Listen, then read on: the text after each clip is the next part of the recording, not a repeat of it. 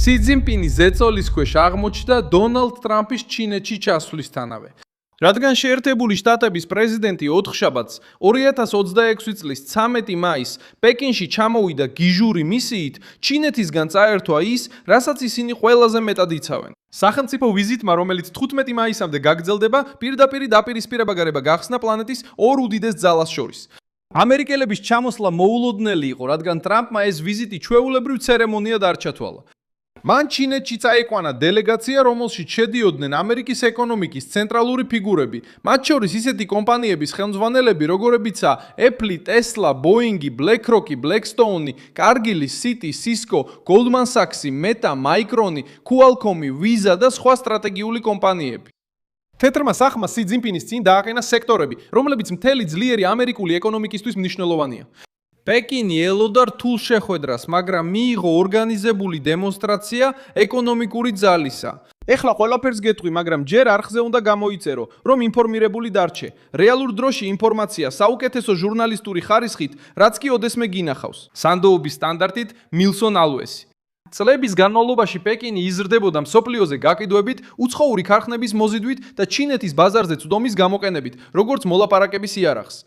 ეხლა ტრამპი პეკინში შევიდა სწორედ იმ ბიზნესმენებთან ერთად, რომელთა მოზიდვა, კონტროლი ან შეზღუდვაც ჩინეთს სურს. ზეწოლა აშკარა გახდა, რადგან ვიზიტმა ამერიკული ბიზნეს ელიტა ამერიკის შეერთებული შტატების პრეზიდენტის გვერდით დააყენა, ნაცვლად იმისა, რომ ვაშინგტონი მარტო ევაჭრა. შოკი სი ძინპინისათვის კიდევ უფრო გაიზარდა, რადგან დღის წესრიგი მხოლოდ ტარიფებით არ შემოიფარგლა, ტექნოლოგია ვიზიტის მთავარ თემად იქცა. ჯენსენ ჰუანი, ნვიდიას პრეზიდენტი, დელეგაციაში შევიდა და შეხვედრაზე კონკურენციის ერთ-ერთი ყველაზე მგრძნობიარე თემა შეიტანა: ხელოვნურ ინტელექტში გამოყენებული მოწინავე ჩიპები. ჩინეთს სურს მაღალი წარმადობის კომპონენტებზე წვდომა, მაგრამ ვაშინგტონი იცის, რომ ნახევარგამტარები მხოლოდ კომერციული პროდუქტი არ არის.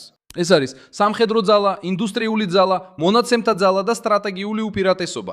ჩინეთი კუთხეში მოექცა, რადგან მას ერთდროულად სჭირდება ტექნოლოგიაც და სტაბილურობაც. სწორედ აქ ახდენს ზეწოლას ტრამპი. ის მოდის ბიზნესმენებთან ერთად, საუბრობს გახსნილობაზე, დებს ჩიპებს მაგიდაზე და აიძულებს სის უპასუხოს არამხოლოდ როგორც პოლიტიკურ ლიდერს, არამედ როგორც ეკონომიკის ხელმძღვანელს, რომელსაც სჭირდება მსოფლიოზე წვდომის შენარჩუნება. ტაივანი გახდა ყველაზე დიდი სტრატეგიული დაძაბულობის წერტილი. პეკინი სურს, რომ ვაშინგტონმა შეამციროს იარაღის გატიდვები და შეამციროს თავისი პოლიტიკური ყოფნა კუნძულის გარშემო.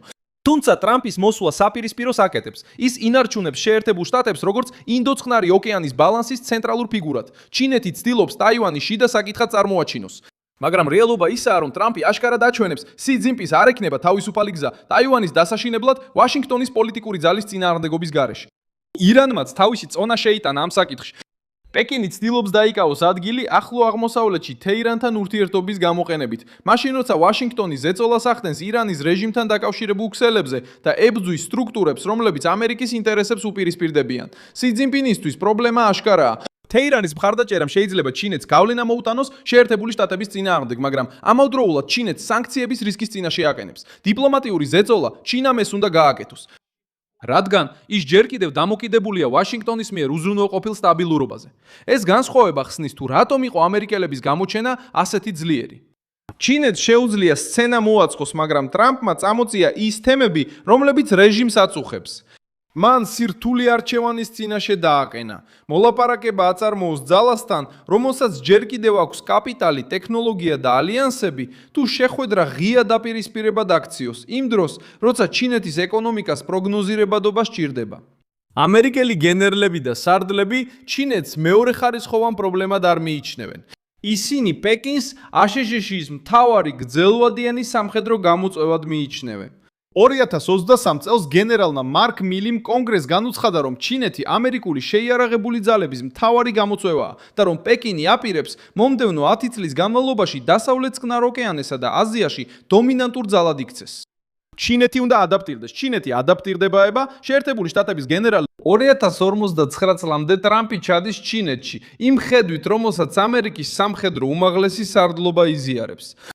პეკინის სტრუქტურული მოწინააღმდეგეა არამხოლოდ კომერციული კონკურენტი.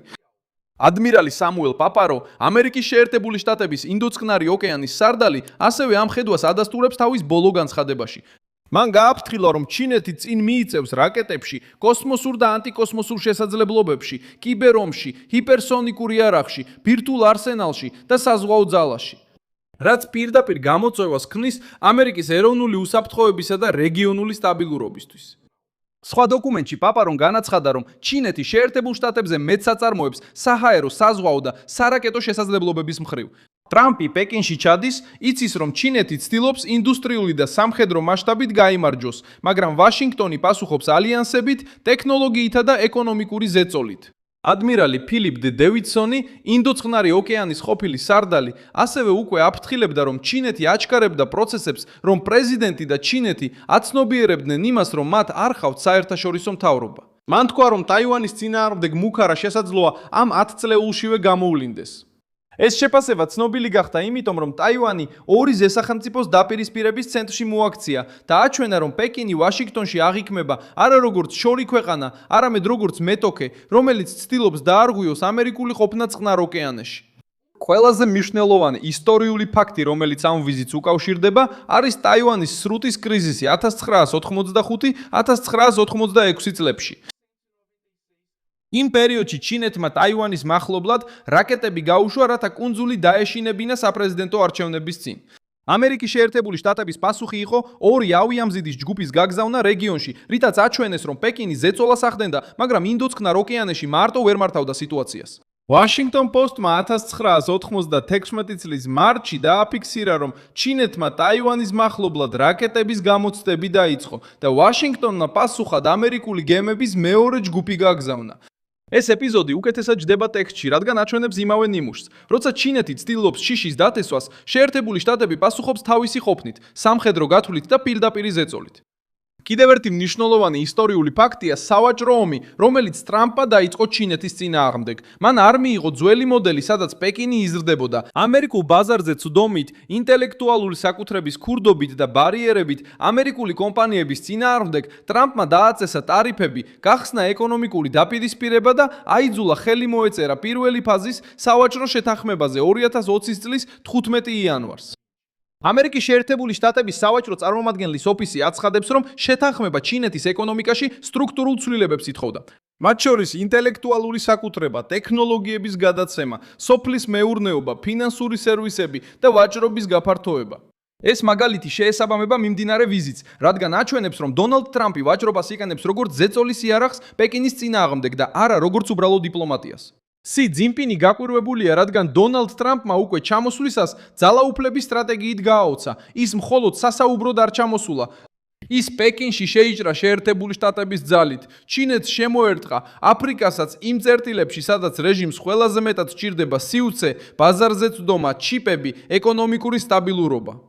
ტრამპისთვის ეს გახდა შანსი ეჩვენებინა, რომ შეერთებული შტატები კვლავად შეუძლია პეკინის კუთხეში მოქცევა გასროლის გარეშე, ვაჭრობის, ტექნოლოგიების, ალიანსებისა და პოლიტიკური ზეწოლის ერთდროული გამოყენებით. მე მილსონ ალვესი ვარ, საერთაშორისო ურთიერთობების სპეციალისტი და ჩემი მიზანია ყოველდღე მოგაწოდო სანდო ინფორმაცია.